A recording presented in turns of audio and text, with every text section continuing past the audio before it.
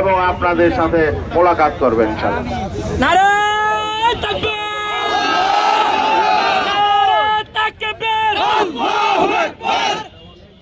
আলহামদুলিল্লাহ, ইন্নাল্লাহা মা'আস সাবিরিন।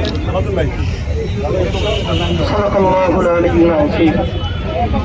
বিপদে ধৈর্য ধরা, আল্লাহ রাব্বুল আলামিন বলছে আমি তাদের সাথে থাকবো। আজকে ফেনী সহ নোয়াখালী, লক্ষ্মীপুর, কুমিল্লা সহ যে পানির প্লাবন এবং আমার অনেক ভাইরা, মা বোনেরা, আমার ছোট বাচ্চারা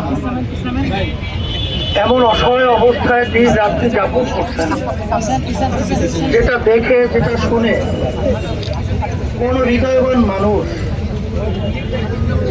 চুপ থাকতে পারে না। আলহামদুলিল্লাহ, আজকে আমি লক্ষ্য করেছি রাস্তায়, আমি চরমনাই থেকে রওনা করে আসছি গতকালকে। আসার পরে ফেনী জেলার দায়িত্বশীলদের সাথে আমি আলোচনা করতেছিলাম।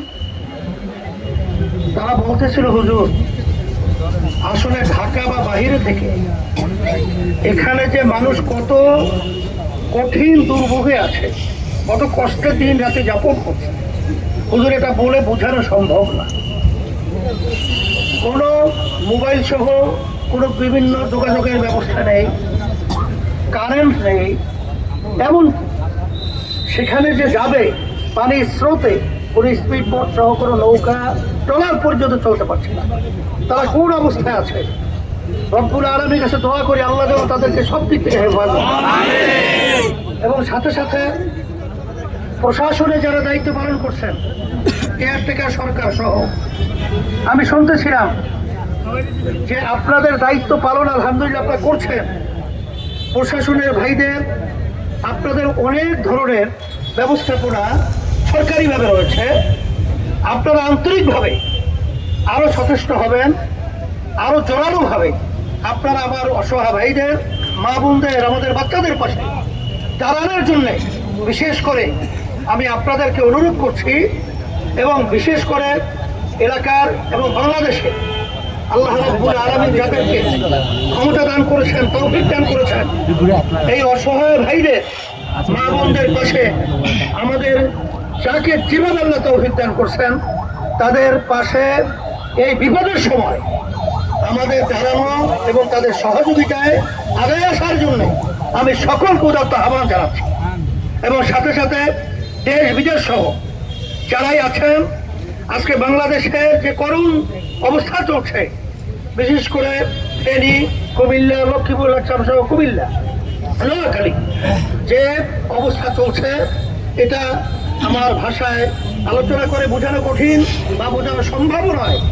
তবে আজকে আমার ভাই গাজী আতাউর রহমান বলতেছিলেন যে হঠাৎ এইভাবে একটা পানির বন্যা, এই পানি কোথার থেকে আসলো?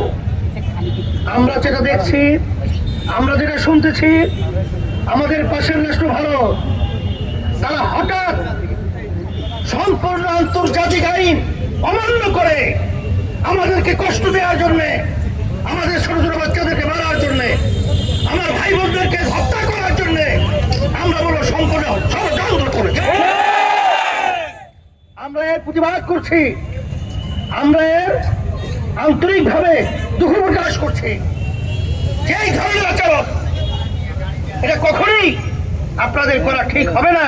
তবে আপনারা জেনে রাখেন যে আল্লাহ রাব্বুল আলামিন জালেমদের কখনোই শান্তি দেয় না। দুনিয়াতে শাস্তি হবে, আখেরাতে তো শাস্তি হবেই। এই হিসাবে আমি ভারত সহ সকলকে উদাত্ত আহ্বান জানাবো, আসেন মানুষ নিয়ে আর খেলা করবেন না, মানুষের জান নিয়ে আর খেলা করবেন না, মানুষের সম্পদ নিয়ে আর খেলা করবেন না। আসেন মানবতার সেই হৃদ্রতা, সেই পরিবেশ তৈরি করবেন, এই উদাত্ত আহ্বান জানাচ্ছি। সাথে সাথে আমার সাংবাদিক ভাই সহ সর্বশ্রেণীর, সর্বমহলের আমার ভাইদেরকে আমি বলবো যে আমার অসহায় ভাইদের পাশে, মা বোনদের পাশে, বাচ্চাদের পাশে সবাই সহযোগিতায় আপনারা এগিয়ে আসবেন। আমরাও আসছি, আপনারাও আসেন। আল্লাহ রাব্বুল আলামিন সকলকে, আমার ভাইদের বা ওদেরকে বিপদ থেকে উদ্ধার করুক, এবং সবাই সুস্থ থাকুক এই আশাবাদ ব্যক্ত করছি। আর বিশেষ করে এখানে আমরা সাধ্য অনুযায়ী